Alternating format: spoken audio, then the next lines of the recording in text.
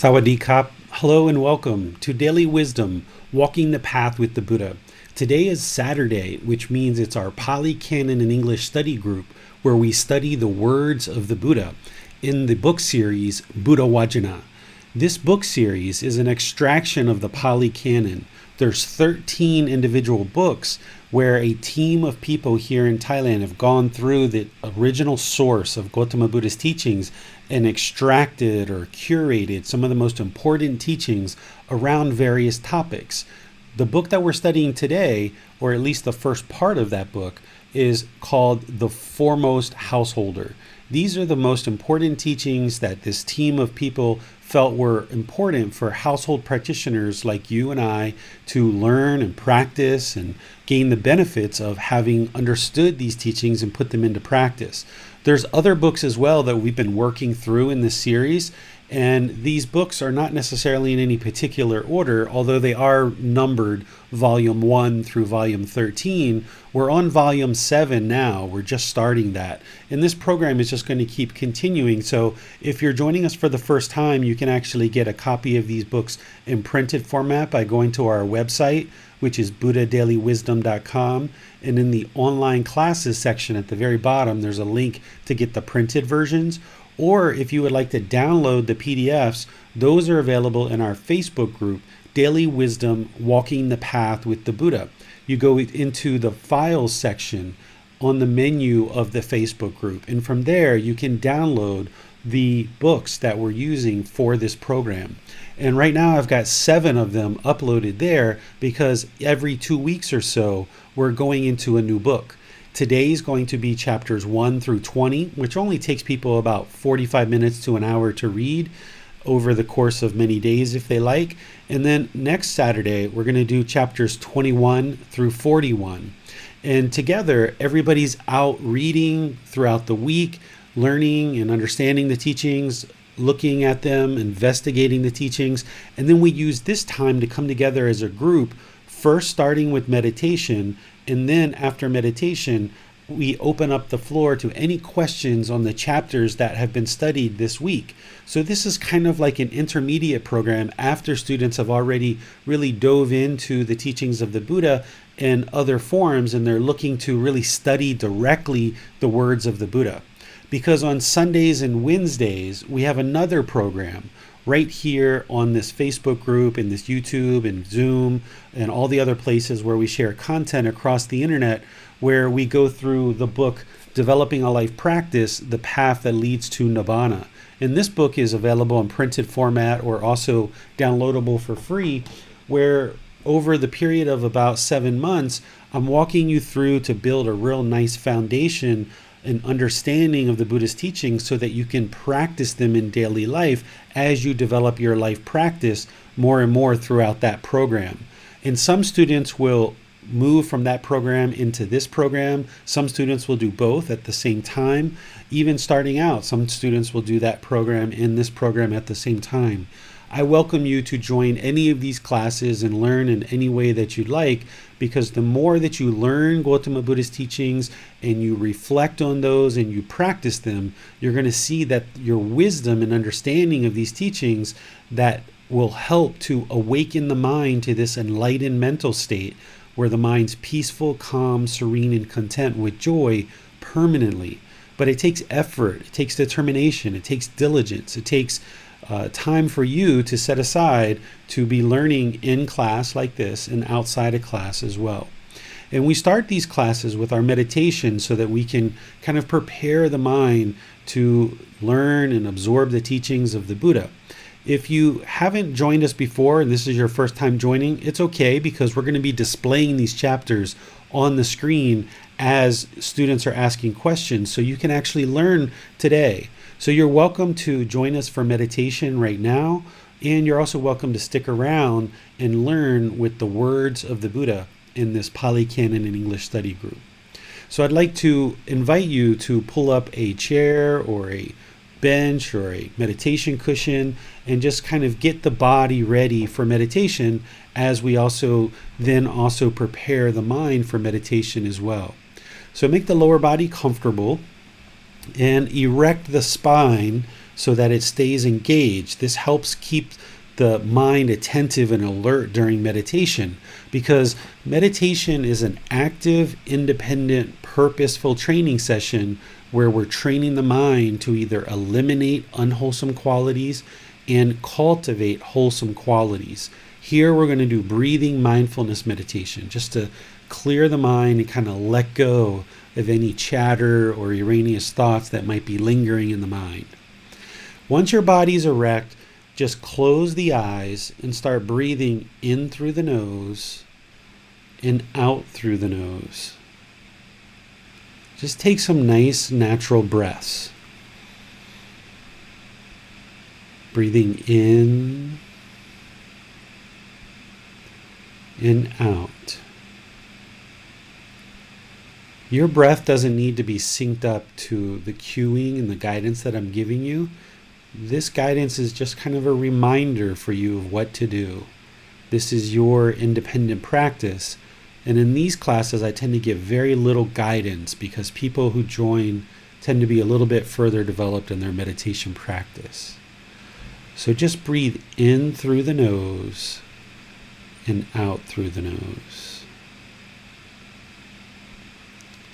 Fixate the mind on the breath, the sound of the breath, or the sensation of the air entering into the nose. The breath is the present moment. So just work on establishing that breath and fixating the mind on the breath as I do some chanting just to ease us into meditation.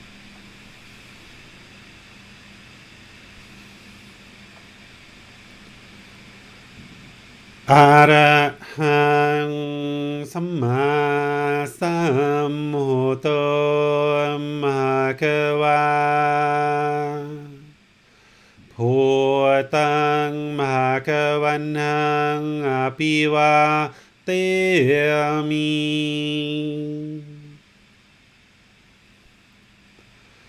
Savakhato Bhagavata Tammo Dhammang Namasami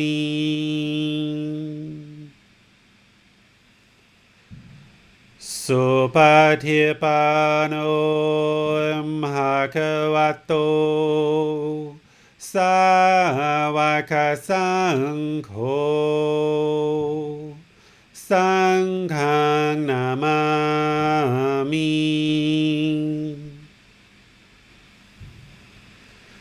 Namo Tassa Bhagavato Arahato Samma Sambuddhassa Namo Tassa Bhagavato Arahato Samma Sambuddhassa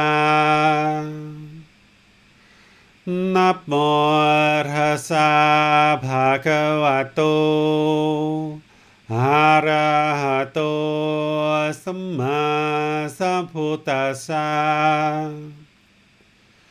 Iti piso bhagava Arahang Samma Sambuddho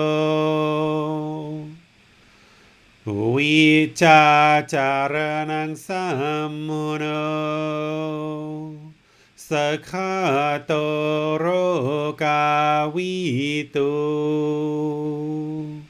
Anutero purisa Namasati satatawa manusanang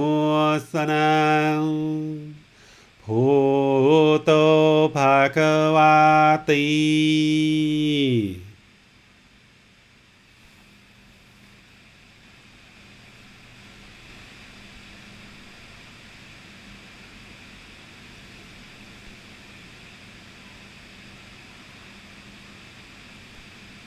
You should be breathing in through the nose and out through the nose. fixating the mind on the breath, the present moment. Whenever you notice that the mind is not on the breath, cut it off, let it go, and bring the mind back to the breath, the present moment. Breathing in and out.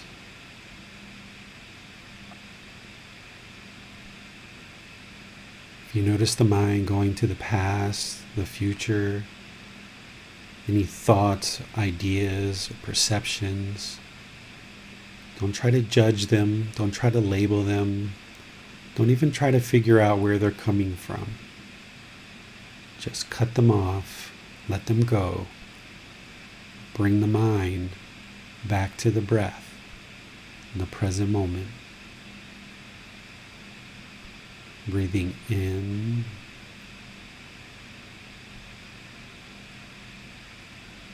and out.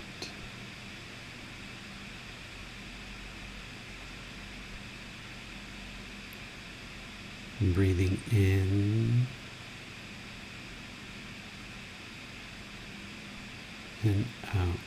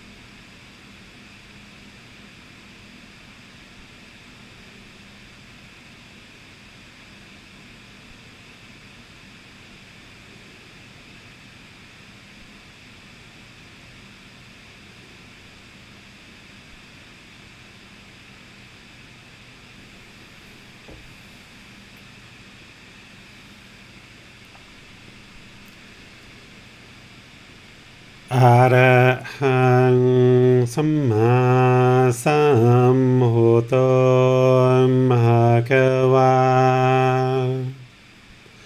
พุทธังภะคะวันตังอะภิวาเทมิสวากขาโตภะคะวะตาธัมโมธัมมังนามาสามิ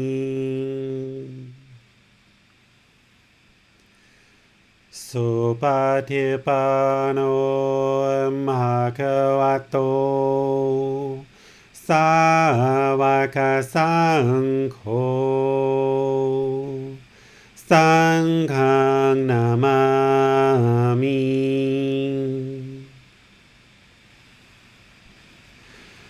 นะโมตัสสะภะคะวะโตอะระหะโตสัมมาสัมพุทธัสสะนะโมตัสสะภะคะวะโตอะระหะโตสัมมาสัมพุทธัสสะนะโมตัสสะภะคะวะโตอะระหะโตสัมมาสัมพุทธัสสะอิติปิโสภะคะวะอะระหังสัมมาสัมพุทโธวิชาจารณังสัมมุโนสัคขะโตโรกาวิตุอนุเตโรภูริสาดามาสติสัตตาตาวามนุสนังพุทโธภะคะวะติ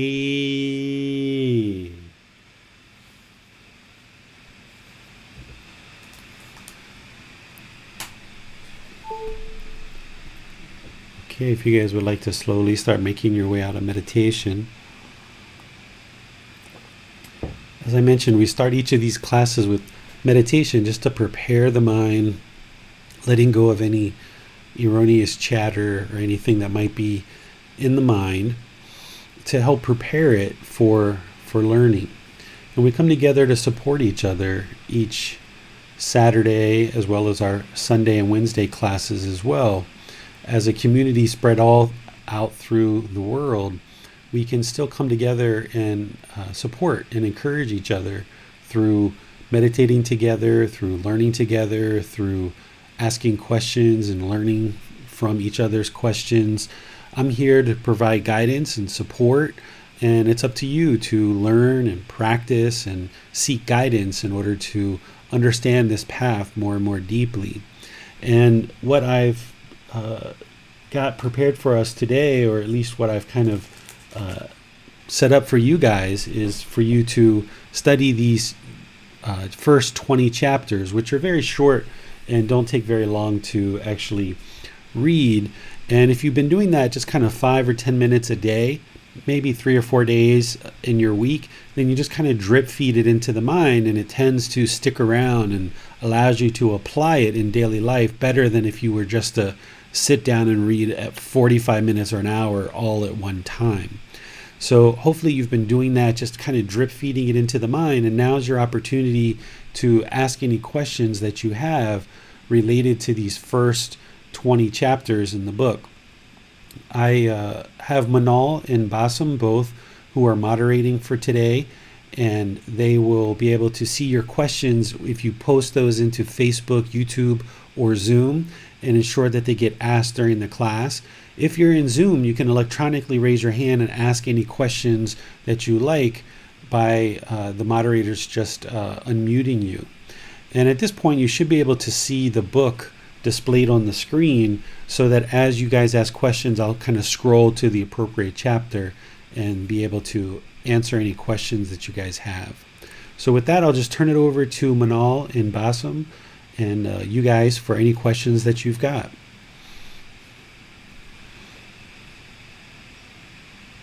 Okay, teacher. The first question on Zoom, actually the same question from Judith and Nick. It's from chapter 2. Okay, let's go to chapter 2. Yes, at the end of the first page of chapter 2. Yeah, here the Buddha is talking about attending fairs. So the question is, what type of fairs and what type of environment would it mean in the modern world? Okay, you're saying here he's talking about fears and what type of environment? Yes, exactly. Any fear that exists in the mind is going to be discontentedness. Therefore, there's some craving, desire, attachment in the mind that's producing the discontentedness. That fear is discontentedness. If you remember how I describe painful feelings as part of discontentedness, I always, typically will say sadness, anger, frustration, irritation, annoyance, guilt, shame, fear, because fear can be very painful. You can have fear of death, you can have fear of spiders, fear of snakes, you can have fear of losing money, fear of becoming homeless, fear of losing your life partner, fear of losing your children, fear of losing your job. All of these fears are present because the mind is holding on. And because it has that craving, desire, attachment, holding on to something, it's going to then be discontent. You have to train the mind to eliminate that longing and strong eagerness so that you have a job, you have this life, you have children, you have money, but you're not holding on to it so tightly that there's fear that gets developed around it.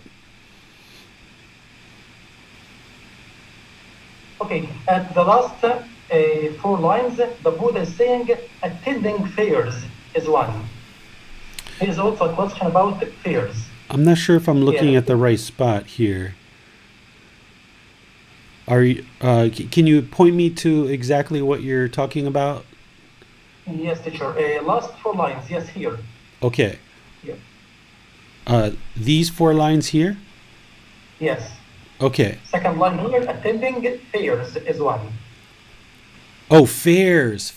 Okay. Sorry. I'm hearing fears. Okay, fairs. So remember that in the Buddha's teachings, he's helping us to understand that the primary problem with the unenlightened mind is that it longs for pleasant feelings. It wants happiness, excitement, and elation. And it's conditioning its internal feelings based on external things, right? So oftentimes the mind will turn to entertainment as a way of producing and chasing after pleasant feelings. And if it gets what it wants, it's going to be happy, excited, elated. But that's still discontentedness because those inner feelings are being based on some external condition. And then if it doesn't get what it wants, then it's going to experience painful feelings, sadness, anger, frustration, irritation, annoyance, guilt, fear, shame, all of that stuff. So for one who attends fairs, what he's really pointing to here is this is kind of like the entertainment that was going on during their lifetime, right? That was the amount of entertainment was public fairs where there would be dancing and singing and drama and plays, different things like this. And for somebody who is attending these fairs as a way of producing pleasant feelings and getting pleasant feelings in the mind, then it's basically precipitating the problem where the mind is chasing after pleasant feelings. So it's not that entertainment is bad or it's wrong or it's unwholesome. It's that if the mind is chasing after that in order to eliminate like boredom or loneliness, Well, it's not really solving the real problem. By going after entertainment, it's actually precipitating the problem longer and longer because it can't reside peaceful, calm, serene, and content with joy inwardly. It needs this external condition of entertainment in order to be satisfied. But it's actually not satisfied there because it gets these pleasant feelings, it gets happiness, excitement, and elation. Those last for a period of time, but then they wear off, and now the mind's right back to where it started from, continuing to experience these pleasant feelings, these painful feelings, these feelings that are neither painful nor pleasant. So what I would suggest as a teacher is that you observe your entertainment, not just fares, right? We could say entertainment here. In fact, I should put that in parentheses. You should observe how you're engaging with entertainment, whether it's music or TV or YouTube or anything that you're using for entertainment at this point. Notice that the mind might long for it when there's any kind of boredom or loneliness that might set in, or you're kind of looking at that. And don't allow the mind to just revert to those things in order to eliminate the boredom and loneliness, or in order to chase after happiness, excitement, and elation. You might even choose to go a period of time, 3 months or 6 months or a year, without any kind of TV, without any kind of music, or any of these kind of things, concerts or plays or even a movie, because what you do during that period of time, 3, 6 months or a year, is train the mind to do without it. And then you know that the mind is not attached or craving these things, and it can find that inner contentedness without these things.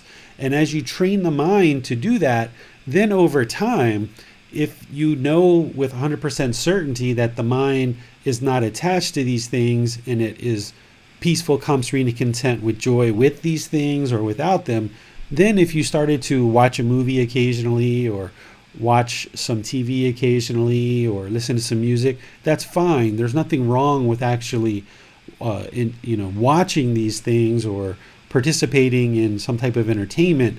It's when the mind longs for it and craves it in excess that the problems come. So from the Buddha standpoint, I'm sure after enlightenment, he probably never went to any fairs at all. He just focused on his own practice and focused on sharing these teachings and encouraged people to do the same. But from my experience, once you eliminate the craving, desire, attachment, and it's no longer there, if you then partake in a movie occasionally or some kind of other entertainment occasionally, it's fine, because the mind's well trained and well disciplined not to condition its feelings on these external things. Okay, at the same part, the Buddha is saying addiction to strong drink and sloth producing drugs is one way of wasting one's substance. Jude is asking about what exactly one's substance. Yeah, I think what this is referring to is like your, what we call in Thai, we call barami, where like one who people listen to. And also your concentration, your mindfulness, right? Because this is what you're building as part of the Buddhist teachings in this Buddhist path, is you're developing awareness of mind, you're developing concentration. And of course, if you partook in addictive drugs of any type, any substances, even caffeine, will move the mind towards an excited state. But of course, alcohol and drugs and things like this are going to produce heedlessness, and this is going to waste your substance. This is going to waste your developed and cultivated mindfulness and concentration, as well as these other things too. The Buddha talks about these are wasting one's substance, haunting the streets at night at unfitting times is one, going outside late at night, there's really nothing wholesome typically really going on at that hour, and that's when a lot of things unwholesome can happen, and you can find yourself in difficult situation. So these things that he's talking about here is going to reduce one's mindfulness and concentration, as well as the barami, or one who people listen to. Because if you no longer have mindfulness and concentration, then you're not going to be able to speak in a wise way where you can help to maybe lead your family or lead your company as a boss, or lead your community, be a community leader, or any other thing like this. And in order to be successful in life, we need to be able to interact and live harmoniously with others. And without mindfulness and concentration, you wouldn't be able to do that. Okay, a question from the same chapter and the same page. Jules says, if you could talk a little bit about keeping unwholesome company as a way to waste one's substance, because we don't want to push people away, but then some exposure are certainly not so healthy. Yeah, keeping unwholesome company would be like if there are people in your life that are, let's just say, using drugs or alcohol, or they're abusive, or they're doing unwholesome things in the world. This is going to produce unwholesome results for you, because you're being involved with people who are into a lot of unwholesome things. You can choose to not be around unwholesome activities without pushing people away. For example, if somebody that you knew was interested in doing something unwholesome, you can choose not to go forward and not to be around them. And that doesn't mean you're pushing them away. It just means you're choosing not to be around them. Something that you can see in public domain is people who are around unwholesome people tend to be influenced by those unwholesome things. And if you're around wholesome people that are into wholesome things, you're going to tend to be influenced by them. So if you choose to be around unwholesome things, it's going to reduce your mindfulness. It's going to reduce your concentration. It's going to reduce that barami, or the one who people listen to. And there's a really good example of this in the American press right now, with some public figures who are into unwholesome things, and by association of one person to the other, of keeping unwholesome company, it seems like everyone's kind of going to be pulled down because of it. So you can see this, and that's why you don't just learn what the Buddha is saying, and you don't just take it on face value of what you're seeing in his teachings, but you look around in the world and see how this is true. And you can choose to not be around unwholesome things without pushing people away, but just choosing to be around wholesomeness. Okay, Malal has a question from chapter 3. Okay. Yes, Teacher David. So, chapter 3, the last paragraph,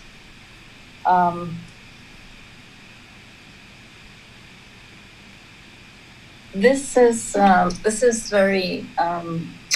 of a delicate situation for me, because there's been a history with my parents, my mother especially, and I've always tried to figure out a balance as an adult, how to work around certain things whenever I deal with my parents. And this chapter kind of rings a little bit of a personal tone for me. So I wanted to ask you, what is the balance here that the Buddha is speaking about in terms of what is enough and in terms of repayment?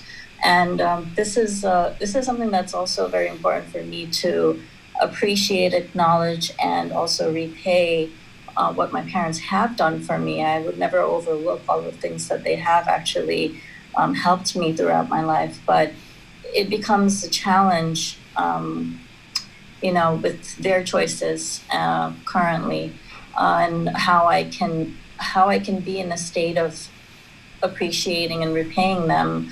What is the actual balance that one has to consider when, with this chapter and with this paragraph? Okay, so let me back up a bit just for people who maybe need a refresher on this chapter, or those who maybe are just joining us and haven't actually read. This is chapter 3 in the book, where the Buddha is talking about repaying one's mother and father. And he talks about these are two people who can't easily be repaid, because essentially what we're really valuing in this Buddhist practice is we're valuing this human life, because we now have obtained this human state, and this is ideal for attaining enlightenment and getting out of this whole cycle of rebirth. So to obtain this human state is a direct relationship to our parents. Without them, we wouldn't be able to obtain this human state. So these are two people who the Buddha talks about that we can't easily repay, as our mother and our father. And if you think about, what transpired, no matter what your relationship is with your biological parents at this point, your mother did go through at least 9 months of heartache to be able to grow you inside of her womb and deliver you into this world. That is no small feat. Anybody who's either given birth or been around someone who has gone through pregnancy and actually given birth, you know that this is a very, very challenging thing for a woman to do. So, of course, a mother is very important for all of us in terms of what she's done for us to bring us into this world.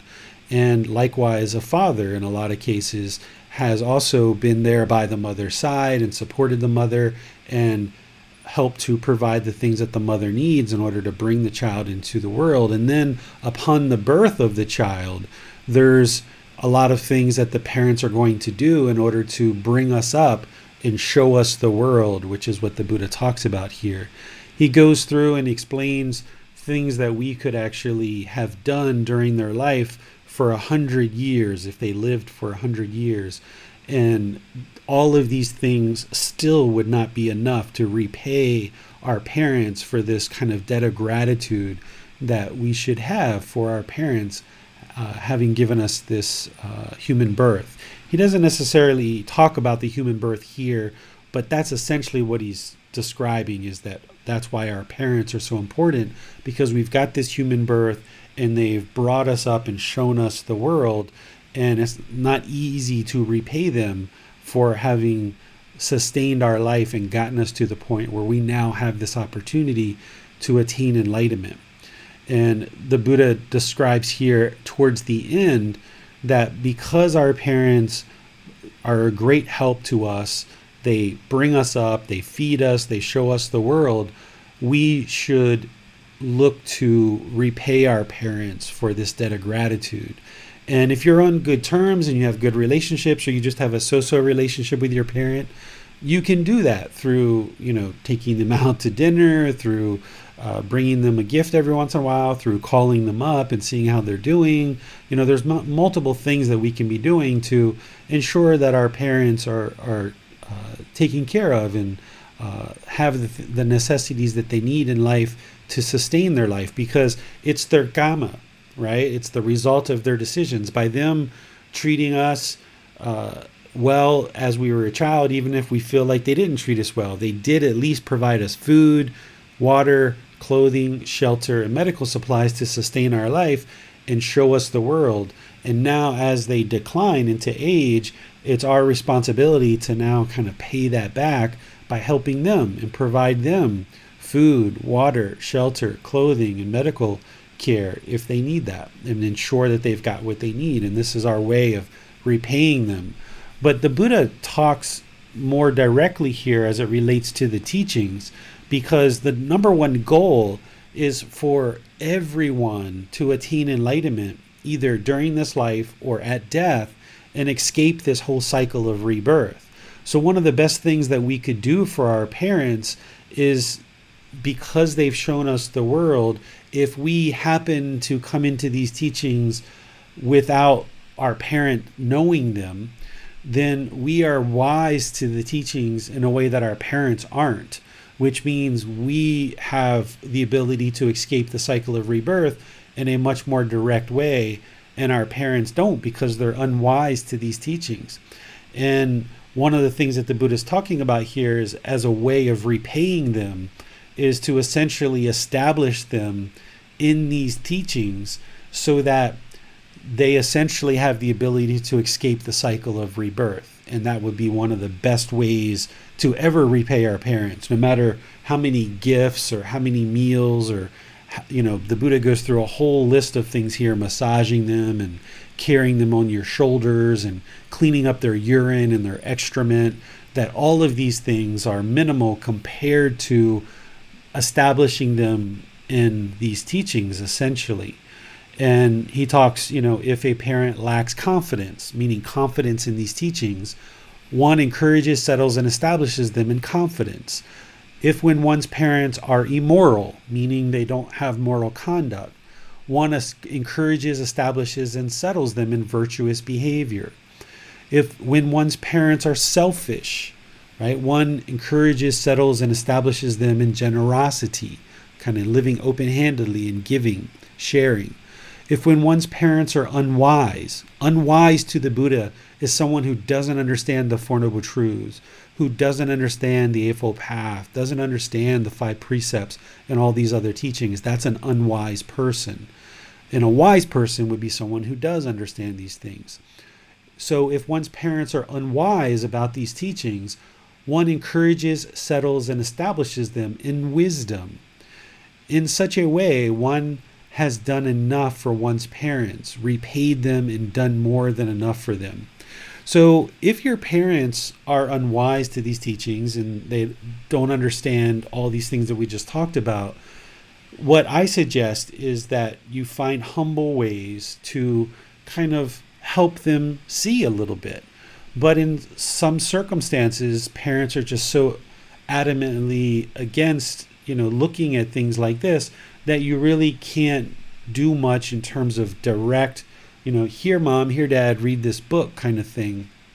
It more has to come from skillfulness and kind of gradually, skillfully helping them see things without them even sometimes realizing that it's Buddhism.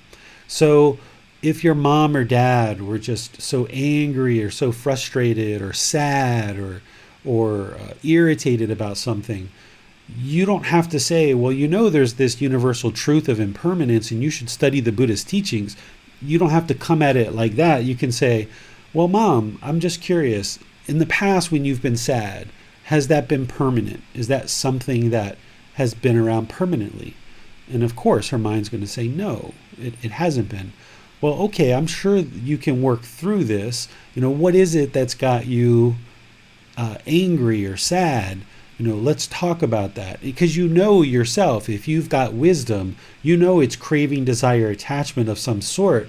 And it's just a matter of kind of gradually, humbly talking them through to help them see the Four Noble Truths and the 3 Universal Truths and some of these other teachings in a very subtle way. And as a child, you've got to know when to slowly offer that in kind of skillful ways, and you've got to know when to just kind of pull back and not offer it as well. And as long as you're making the effort and you are not doing it out of craving, desire, attachment yourself, then you can have this go quite well. In the situation for my wife and I, our parents weren't really practicing these teachings the way that we started coming into them. So we needed to find humble, polite ways to slowly introduce them to our parents. But I never have told my parents that it was Buddhism, for example. So like when I was growing up, my grandparents grew up around a time in America when, African American people weren't as respected as they are today, even though they may not be fully respected the way that people would maybe like them to be. During my grandparents' time of growing up in the 1920s, 30s, and 40s, they were really disrespected. So as I was growing up with my grandparents, I would oftentimes hear racist comments. And when I would hear that, I would find ways on other occasions, maybe not exactly when they said it, or maybe sometimes when they did say something, I would find ways to kind of help them see that their viewpoint and their perspective and the way that they looked at this group of people isn't true, and that they are actually We can't generalize a group of people in one particular way or another. And this was my way of kind of slowly helping my grandmother and my grandfather to gain more wisdom and understanding. And after doing this over multiple years and just little touches here and there, they came around and slowly started to see with more and more wisdom how their behavior in the past wasn't very virtuous, and they can improve that. But where that line is for you is going to be unique to your situation, and you've got to feel that out and ensure that you're not coming at it with craving, desire, attachment, because if you do, then you're going to have discontentedness. Your goal isn't necessarily to convert, for example, your parents to Buddhism and fully get them on the path, attending classes, listening to podcasts, and meditating every day. I mean, that would be great if they chose to do that, but that isn't necessarily realistic in some cases. Some cases it's just a little bit of a talk here or there, and just kind of gradually, lightly helping them to see more and more of the truth in skillful ways. And as you do that politely, kindly, and humbly, the Buddha is saying, that's the best that you can do for your parents. Right. Thank you really for breaking that down, breaking this chapter down in the way that you just did with all of us. And truthfully, if I had not read the last sentence of this chapter, I would have thought that till this date, I would not be doing enough for my parents in terms of repaying, and which tells me that I have a craving to make amends with them and to establish some sort of permanence with them. So this clearly indicates to me that I have craving for something. And just reading the last statement, I would have thought that I haven't done enough for them. But this is a very eye-opening chapter for me. Thank you for breaking that down. Yeah, you're welcome. And, parents are very important, but you've also got other responsibilities in your life too. We need to make sure that we take care of our parents, but we've also got these children that we need to take care of. So oftentimes, depending on your age, you're kind of like in the middle. You're taking care of the parents and you're taking care of the children. And, as your parents age and they eventually die, now you've got your children to take care of. And hopefully over time, they will start taking care of you too. And this is part of how your children learn, right? Like if you're taking care of your parents and your children see that, then they're going to learn from your behavior, and that's going to be your karma, the results of your decisions, that as you age, your children are going to most likely treat you the same way that you treat your parents. So by us treating our parents really well, it helps to train our children and show them how to actually treat you as you get older. But yeah, doing it without craving, desire, attachment is so important, because otherwise you can just, never's enough. There's never enough, never enough, never enough, never enough. And you've got to kind of take it easy and just realize, okay, my responsibility to my parents is spread out over multiple decades. My responsibility to my children are spread out over multiple decades. It's not just one particular event or one particular action or one particular conversation that is going to repay our parents for everything. It's kind of this gradual trickle of applying intention, speech, and actions to helping our parents and then also guiding our children as well. Okay. Next question is from chapter 7. Okay.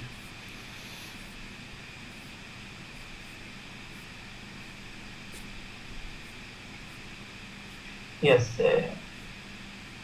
Oh, I passed it.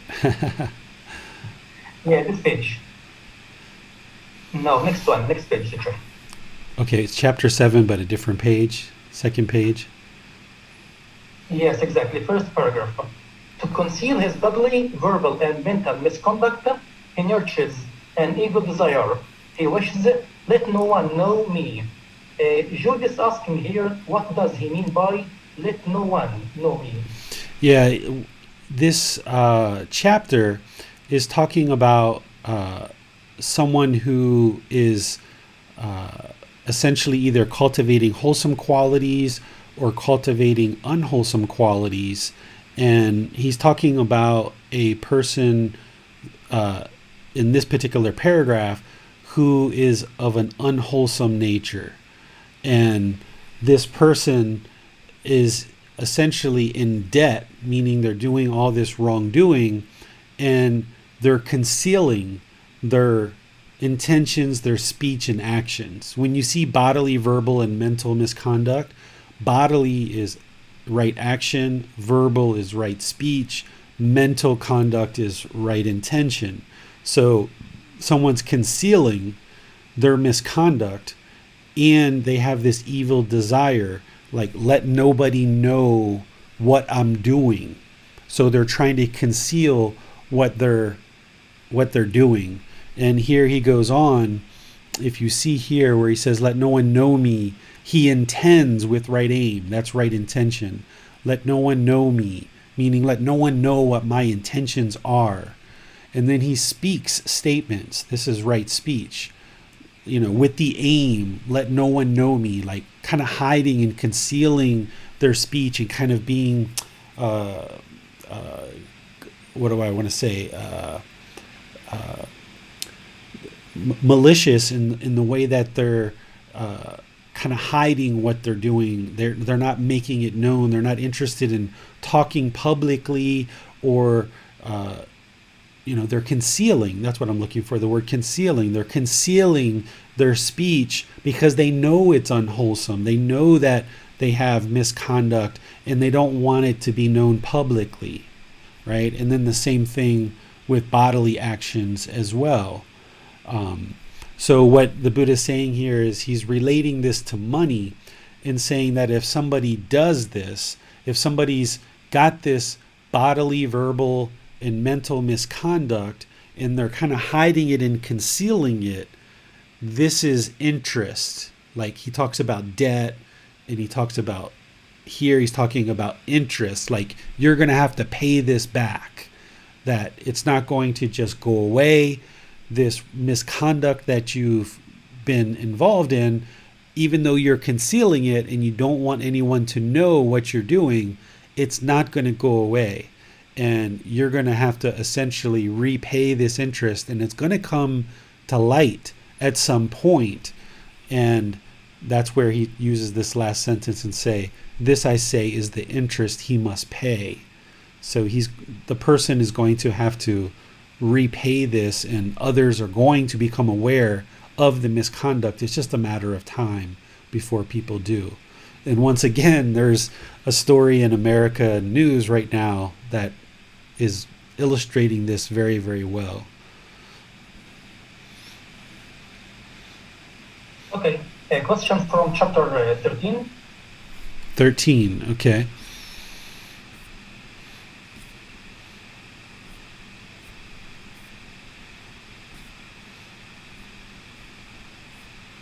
The Buddha is talking about four qualities. Yes, four qualities of a wholesome person. And the first one, he says, he speaks about the faults of others with gaps or omissions. The first one. So the question is, why would a wholesome person even speaks about the faults of others?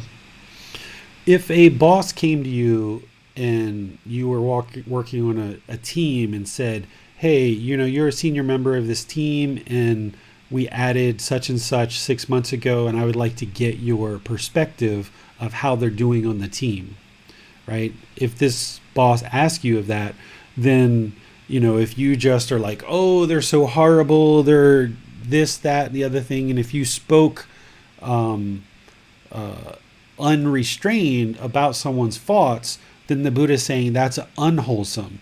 But someone who's wholesome would speak in this situation with gaps and omissions, meaning that they're not going to just be unrestrained in their speech, but in a more professional way, speak about what this person needs to do to improve, and do that in a professional and conducive way.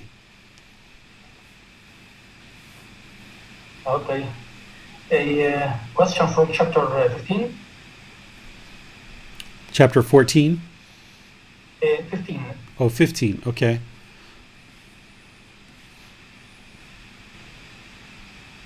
Yes. The third paragraph. The Buddha is describing a situation. So, what may be the proper response that the Buddha is suggesting in this situation?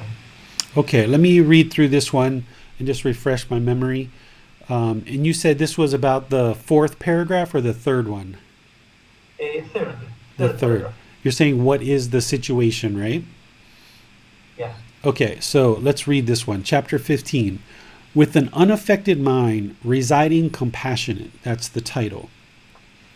This person's name, and I can't pronounce it, maybe Bassam or Manal could. If anyone speaks critical in your presence, you should abandon any desires and any thoughts based on the household life. So if anyone speaks critical in your presence and they say, you should abandon any desires and any thoughts based on the household life. Because remember, he's talking to a householder here. You know, he's talking about a householder because venerable isn't in front of it, right? If this person was a monk or a Brahmin or something like that, there would be a title in front of it. So he's basically telling this householder, if anyone speaks critical of you, that you should abandon any desires and any thoughts based on the household life. And herein you should train thus. So you should train your mind. My mind will be unaffected, and I shall speak no evil words. I shall reside compassionate for his welfare, with a mind of loving kindness, without inner hate. That is how you should train to this person. So even though there's someone kind of telling him like, you should abandon this household life, you should get out of this household life, just get away from it, the Buddha is saying you should reside unaffected.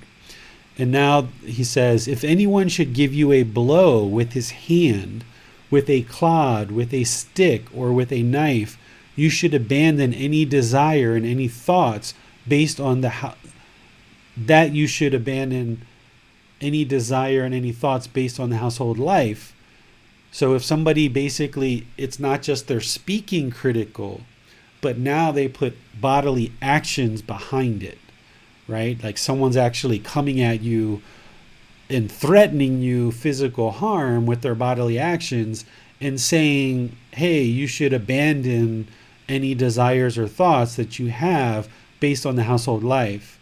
Then the Buddha says, and herein you should train thus. My mind will be unaffected, and I shall speak no evil words. I shall reside compassionate for his welfare, with a mind of loving kindness, without inner hate. That is how you should train. So whether someone comes at you with speech or with actions and trying to influence and motivate your thoughts or your ideas, you should remain unaffected in both situations. And that's what the Buddha's getting to. And then, he just kind of sums it up at the end with the same thing, just saying, hey, reside compassionate for this person's welfare, with a mind of loving kindness, without inner hate. So even when people do things harmful to you or to this body or to this mind, remain unaffected and remain with loving kindness and without inner hate, because even though someone's very critical in their speech, maybe even someone's threatening to be harmful in their bodily actions, or maybe they are harmful in their bodily actions, it doesn't serve you any good whatsoever to have inner hate or anger or ill will in the mind. To instead train the mind to not speak any evil words and just reside compassionate for their welfare.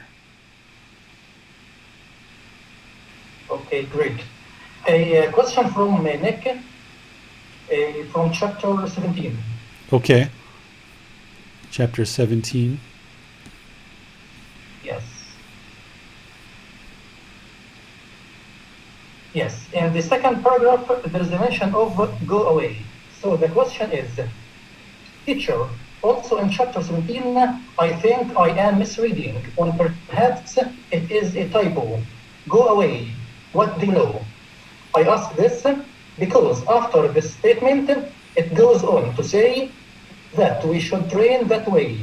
Wouldn't it be trained to not be like that? I'm having trouble making sense of the wording. Yeah, so let's go through this a little bit. So this is a teaching that the Buddha was asked to come to a home of a newlywed couple.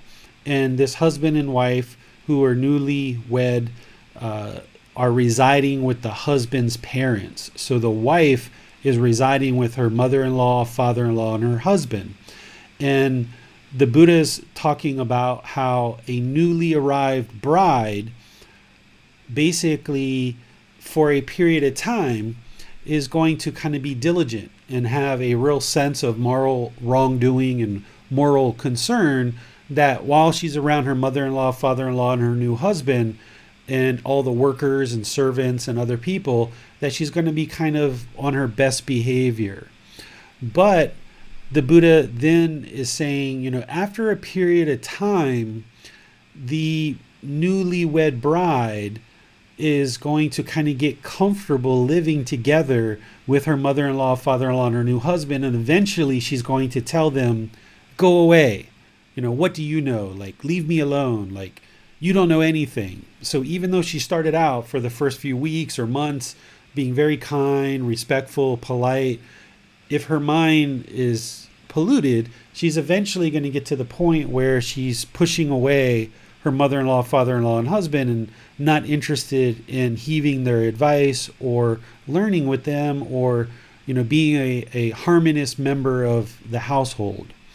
So what the Buddha then connects this to is he connects it to his monks, and he says, as a monk first ordains with him, they're essentially going to be on their good behavior. They're going to be diligent. They're going to have this sense of moral wrongdoing and moral concern, not only with him, but with the male ordained practitioners, the female ordained practitioners, the male and female household practitioners, and the monastery workers and the novices, which are the little children who are not yet ordained, but they're in training. Basically, this community of practitioners of the Buddha, a new person entering into this community, a new ordained monk, will oftentimes be very nice, polite, and cordial because they're new. But then after some time, they're going to get kind of comfortable and complacent living amongst these people, and even the teacher and the people who supported him to become a monk. That's what a preceptor is. You need 10 preceptors to support you to become a monk. The Buddha is saying eventually this monk might have the mindset of, go away, what do you know? Like, leave me alone, because they start to get complacent. So the Buddha is then saying, therefore, monks, you should train yourselves that we will reside with a mind like that of a newly arrived bride. So the newly arrived bride, she's going to be really polite, very kind, very respectful to her in-laws because she's newly arrived. So the Buddha is saying here that as you ordain and become a student of mine, you should always reside with a mind like a newly arrived bride, never becoming complacent and thinking, just go away from me. What do you know, all you other monks, all you other female ordained practitioners, all you other householders, just get away from me. What do you know? He's saying, don't do that. What you should do instead is just remain polite, kind, friendly, and respectful to your teacher, to all the other members of the community, and never allow the mind to become complacent and kind of push people away that are part of the community, because this community is actually trying to help you. And by you coming into the community of practitioners and teachers, they're all supporting you and guiding you, and you should remain with this sense of appreciation and gratitude towards the people in this community. Okay, thanks to the teacher for your help. No more questions for now. Okay. Well, if you guys don't have any more questions, that's fine. I'm just making myself available for you guys to have questions and ask questions. As you are seeing here, the Buddha is really going into a lot of teachings about the household life, which I think can be really helpful for all of you, because I think the vast majority of you who are joining these classes are in the household life. There's ordained practitioners who learn with me, and they oftentimes will look at these at videos and these podcasts at other times, or read the books at other times. And those ordained practitioners should really be focused on learning these teachings of the household life as well, because householders are going to come to you as ordained practitioners and have interest to learn and understand these teachings of how they apply to their life. So even though we as household practitioners are learning these and applying them to our life, you ordained practitioners out there, you guys can learn these too and find ways of applying them to your life, but also giving these teachings back to the household practitioners as a way of helping them in their life. So all of these teachings are really, really helpful in our life to further illuminate this path to enlightenment, because learning the Eightfold Path, learning the Four Noble Truths, learning all the other teachings that the Buddha has for us, it's laying out the core teachings that I always focus students on at the beginning. But then once you understand those three universal truths, the Four Noble Truths, the Eightfold Path, the 5 precepts, you've got your meditation practice well developed, things are moving along at a pretty good pace, and you're noticing that the condition of the mind is gradually improving, that's the time to really start moving into some of these other teachings where he's talking about your parents, he's talking about life partners, he's talking about children, he's talking about all these other things that we contend with as a human being that we can apply these same teachings to. Because if you notice, a lot of these teachings that he's sharing that we're exploring this week, they're still pointing back to right view, right intention, right speech, right action, and all the other teachings that are part of those core teachings. So once you understand the core teachings, these teachings are going to help to further illuminate the path for you and help you see how to practice these teachings in various roles and relationships. Some of these teachings that we explored this week are even related to if you're a boss and you're looking to apply these teachings in a work environment. Even though he's talking about, like slaves or servants and things like this, you can understand that as, a boss and employees. So be sure that as you're reading these teachings and you see the various roles where he might be talking to a wife, be sure that you, if you're a male, that you incorporate those teachings as he's talking to you too, as a husband or as a boyfriend or a male life partner.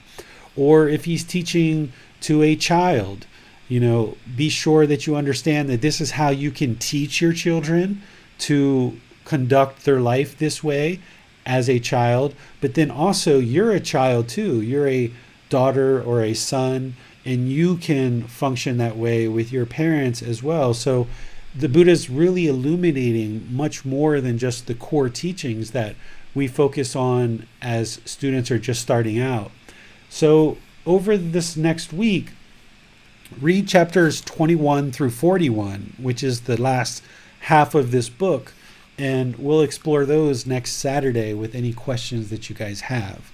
So tomorrow in our group learning program on Sunday, we're going to be talking about the Eightfold Path, chapter 5, which that content is in this book, Developing a Life Practice, The Path That Leads to Nibbana. So you're welcome to refresh your memory through reading that or listening to the audiobook, and then attending class tomorrow to further explore the Eightfold Path and really soak that in, because as I've said before, you really can't soak in the Eightfold Path too much. There's no such thing as learning the Eightfold Path too much. So I really encourage you to attend tomorrow's class if you can, or if you're not available, to be sure you listen to it on the podcast or YouTube or in Facebook, so that you really continue to soak in this Eightfold Path, the core path to enlightenment, and further help your mind to gain the wisdom of this path. And you can just apply it, very easily and seamlessly. That is the life practice. When I talk about developing a life practice, the Eightfold Path is the life practice. Or when I talk about upgrading the mind from unenlightened 1.0 to enlightened 9.0, right? You're upgrading the mind to this new way of being. The Eightfold Path is what I'm talking about there. So the Buddhist teachings point back to the Eightfold Path countless times. So if you would like to further explore the teachings on the Eightfold Path and soak that into the mind, we're going to be doing that tomorrow at 9 o'clock Thai time. And then on Wednesday, I'm going to be sharing the second part of our Buddhist chanting classes, and that's going to be on Wednesday. And then next Saturday, we'll explore chapters 21 through 41. So in the meantime, have a really wonderful rest of your day. Enjoy your learning. Enjoy continuing to practice these teachings, and we'll see you next time. Sawadee krap.